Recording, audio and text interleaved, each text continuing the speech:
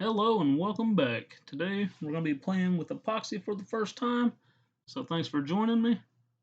Here we're just marking out the top. We're going for 55 by 45 inch, so just cutting down this MDF that we have here. We're going to put it up on top. So here getting it all squared up and level, making sure the height is at the right place. The only thing we even had close to a stool was the little man's old high chair, so my wife decided she'd try it out.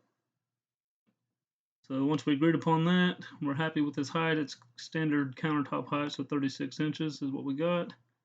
We're going to go ahead and round off the edges. I'm just using that glass, and right now I'm tracing everything out. As you will see why right here. We don't like the way that just the 3/4 inch, so we're going to double that up at the bottom, make it look 1.5 inches. So flip it over, make sure all the lines transferred over. Let's take her outside. So made a little template, cut off the very tip of the corners, put this down, use the trim router and a pattern bit, and do that to all the corners. And now we got rounded off corners, nothing sharp. Do a little sanding, and here we go, cutting strips, marking everything out. Use the old jigsaw here, get everything cut out, as so. And because we don't want to use brackets on the outside, I epoxied some little straps of metal in there, 1/8 inch, so keep it from sagging over time. Hopefully that's the plan. We'll see. So here's what it looks like now. Now we're going to apply a little bit of Bondo. There we are, rounded little hollow spot for the countertop. A lot of sanding. Gave it a 1/8 inch round over on the bottom and a 3/8 on the top. Sanded it all. Did a little hand sanding. Blow it off. Take her back inside, and she didn't fit. So busted out the real woodworker tool here, a little chisel, did a little bit of work, and we're going to get her on there. So this was the only spot that we had to work on, but got it on, thinking it over, looking at it. I'm scared, never mess with epoxy, don't know what's going to happen, but we're going for it. So wiped it off with this little tack cloth. Little man comes in, says, "Dad, it's not working."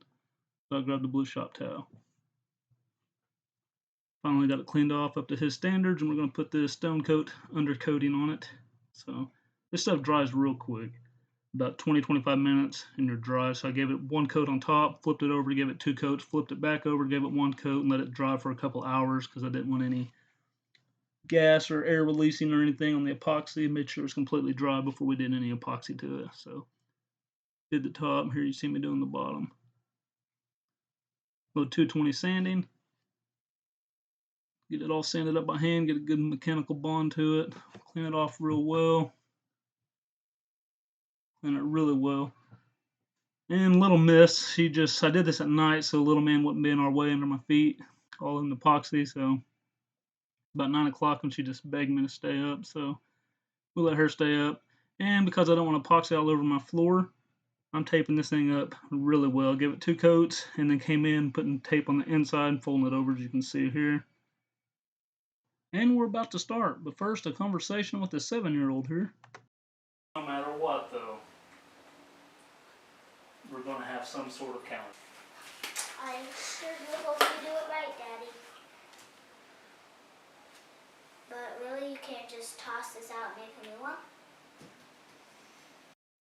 Yep, no matter what, we're going to have a countertop, but didn't know what it was going to look like. So we're just going for it. So here we go. We're mixing part, I think it's part B first and then A. Yeah, because A is the thickener, I think. So put in the liquid stuff first, and this right here's a 1-to-1 ratio. So mixing it up.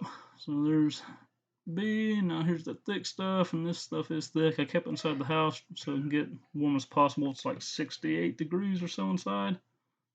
Here, I just know when this goes in, there's no going back. It's right here starting the process, start hardening.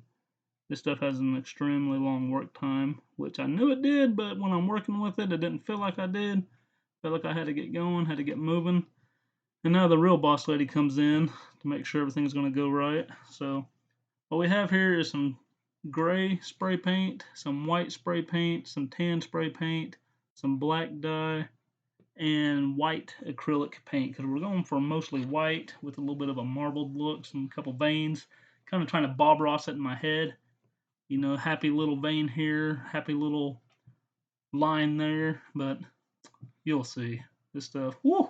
So there's the acrylic paint, put it in there, and then some spray paint we're shaking up and put it in some couple cups. So here we're getting started now. Put a little spray paint in this one, give it a nice little tan color when I thought it was about right, and then mix it up. If I was to do this again, I would not use so many little cups. I would just use a couple colors and less cups. I think I ended up with like 7 or 8 cups, different colors of gray and brown or tan and white, and it was stressful in my mind. It really wasn't that bad, especially with the result that we got from what you're about to see. So, and that black, my word, I barely put a drop or two in there, and that thing went black, way darker than what we were going for. So you'll see what I did with it. Right there it is. Just look, drip, drip. That's it. That was it. She was already kind of mad about that tan that's in my hand right now, saying it was too dark. I say mad. She was just like, yeah, it's gonna be dark. She was wanting to go white. So mix it up, and then you'll see how dark this is. No, you won't. I hit it. No, I'm trying to add white to it right there, trying to make it more gray, but you see it there in the middle. It's black.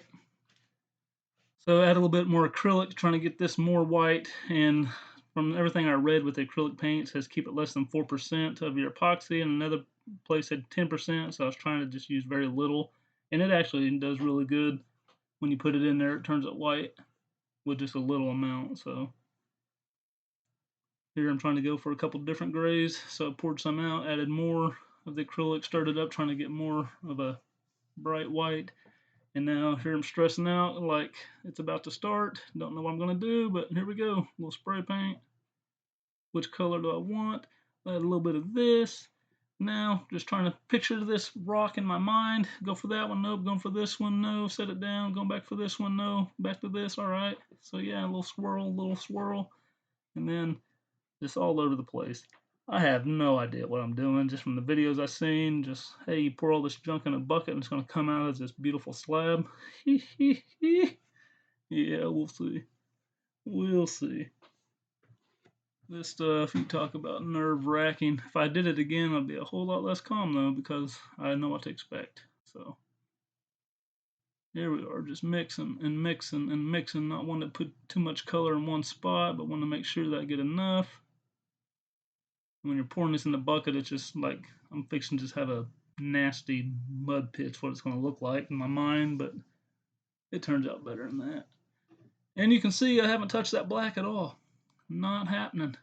I'm not putting that in there. Keep mixing, keep mixing. So now we're getting down to the bottom. So I'm like, you know what? I'll start pouring all this little remainder into a cup. That way, if I need more, I'll have a nifty little dirty pour in a cup that I can make a vein in here or there. At least that was the plan. So here's what most of it is. So just mixing it and getting everything situated, trying to get every last little bit of that epoxy so I'm not wasting any. And finally, yeah, go ahead and subscribe while you're here if you don't mind. So finally we got all that set up. The black's sitting there. I got my little cup that has a little bit of a vein. Move that over, and I'm thinking, you know what? This black will be great for a flood coat. I'll just pour it down, spread it around real light. That way the epoxy, when I pour it, will have something to glide on. Well, I was thinking you wouldn't see it, but you end up seeing it. But it actually comes out as a kind of neat little feature, you'll see. So here's the first little pour. Just go right down the middle diagonal. Thinking, yeah, I got this. Because on their videos on Stone Code, they keep telling you, you got this, you got this. So that's what I kept telling myself. But that thought went away real quick. You'll see. Pour a little here, pour a little there. And as you see, this stuff isn't moving anywhere. I thought about doing this outside where I could turn the table. I thought about turning the table on the top of the vanity here so I could tilt it, but I didn't. So right here, I'm thinking I do not have enough at all. I'm freaking out. Racing like a madman here, trying to mix up some more. That way I can get enough on there, and looking at that like this is not what we were going for at all. But now it's panic mode. Like, I do not care. this thing is going to get covered with epoxy. We will do something with it. Worst case scenario, we'll just have to pour more over it when it dries. But right now, this is going to cover every square inch of this MDF board that I have. That way everything comes out smooth. So poured the rest on there and it's still not enough. So take my little popsicle stick, move it through there. Okay, it's still not moving. Grab the hair dryer, start blowing around with the hair dryer. They said you can move it with the hair dryer. That's not working. Screw this. Grab my hand. We're going for it. Like I said, this thing is going to get covered. My wife's up here helping me with the little stick. I just got my hand making sure every spot is going to get epoxy on it. I remembered my little cup, so I poured it on there. Now just taking my hand and smeared it around, made some veins in it. That black popped up. Now blowing out all the air bubbles, thinking what just happened. Here you can see little Goober was scared of the torch, so she hid. So my wife decided to get her creme brulee, little butane torch out and help me out. So I got all the air bubbles out. Looked around, made sure we got everything. There wasn't nothing, no hairs or anything sticking in there. And actually, from the chaos that just happened, we're thinking, you know what? It's not what we were exactly looking for, but looky there. From me rubbing my hand through this thing, you can see that black under there now. It almost gives it like a blue color. Where I spread that out and I didn't get the black all the way to the edges.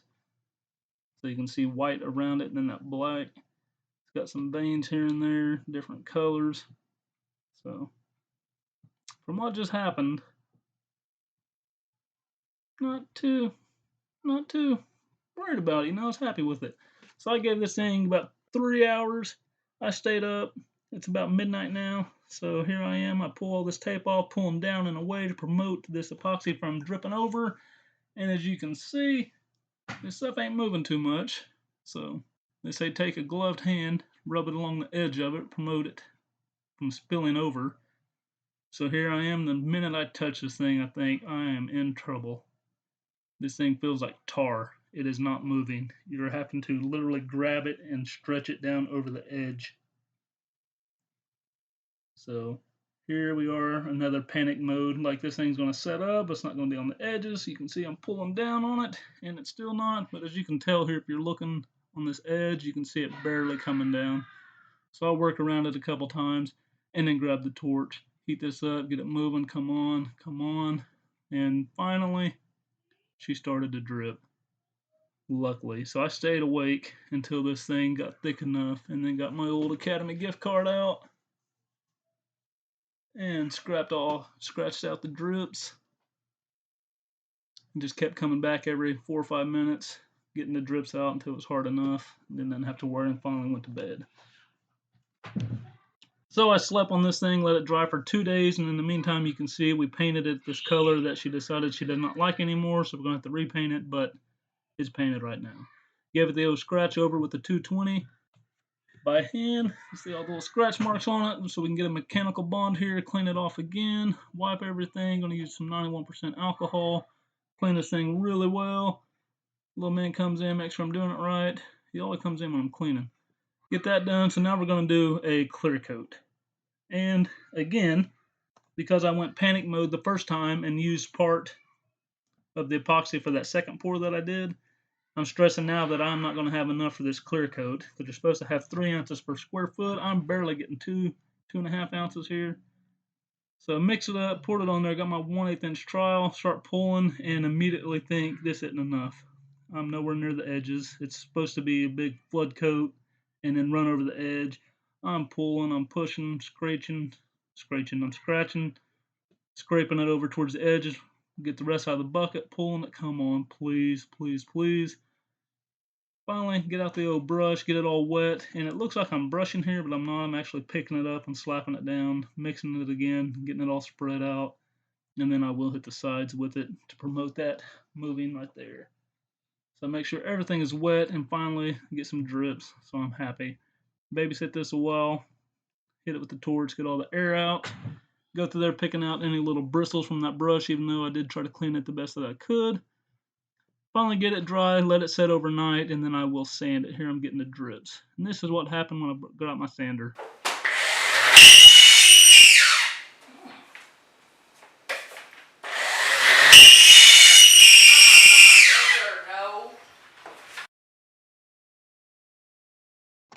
So I went and got my other sander, and we were able to get this done. 220, sanded it real good. Got the hand sander again. 220, get around the edges and the sides, wipe it off real good. Some alcohol again, and now we're going to use this top coat. So here I'm delinting my little rollers. I'm going to do the dry roller and the wet roller, or wet and dry.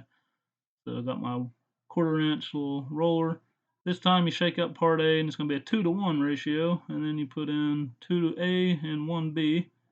Mix it up, mix it up, mix it up. And from watching their videos, I'm scared of this one too, because you got to work with it fast. It's going to dry on, you're going to get lap marks, all this stuff. You got some time. You got time. Take your time with it. Just make sure you're able to get enough. And plus, you don't want to be dry rolling, so I saturate the mess out of this thing. Just keep setting it in there, getting this thing soaking wet. And you'll see me start here in real time before I speed it up for you. So get it nice and soaked and get it worked in there real nice. So I'm going to go halfway. I'm going to go the lengthwise here, go half, then dry roll it, and then come back on the other side and overlap. So I'm putting it on there, and I'm thinking this ain't thick enough. I got to put more, so I get my roller wet again, and it seemed about right. So this stuff is completely dry as of now when we're speaking, and it works really well, but you'll see the only issue with it coming up. So here I got it all on there, got everything covered. Now coming through with the wet roller, just feathering it out, taking as much material off now. I did hit the sides of it. Put this down. Now I'm going to get my dry roller and do the same thing. Just feather it out, overlapping it about half. There was a little bit more than half that time. But we get this side here done, and then we'll move over to the other side and get that wet. And this is all within just a couple minutes. This does not take long at all. So get this thing all wet, get the sides. See there, hit the middle that time. Going through there, overlapping, getting most of the material off. There we go, set it down, go get the dry roller, same thing. So start in the middle, over on the old stuff that's still wet, and then just start working my way back. And once you got this feathered out, leave it alone. There's 1 or 2 lap marks on there now that it's dry, but it's hard to see unless the light hits it perfect. I wasted a whole lot of this stuff, but I didn't want to be in the same boat that I was with the epoxy. I wanted to make sure I had more than enough to do this. So we got it all done, and here's the issue that my wife has with it, is it gives it this orange peel look. So it definitely makes it, it almost gives it like a plastic coating. So how you see like right here when you're walking, you could kind of see what was on the countertops, because you could see it's like a mirror, just a perfect glass reflection, and everything over there you could see, and it takes all that away. You can see the light shine on it, but it gives it this plastic little film over it. And right here I'll zoom in so you can see it gives it this orange peeled texture to it, which is what gives it the scratch resistance and heat resistance and all that stuff, but definitely changes the look of things, which I knew it would. There you can see that orange peel look. So I knew it'd dull it down some, which I wasn't too worried about, but she is not fond of this texture at all. But we got the kids, we're going to be using this a lot, so we're going to see how well it holds up. So right here you can see you don't see anything on the countertops. I'll show you a picture before we put it on where you can kind of see reflections on it. But anyways, this is it. We did it. It's a whole lot better than what I was thinking. In my mind, it was going to look completely different. So right there you can see my reflection. You can see reflections on the countertop, and now you can't. But we got her done. Thanks for watching.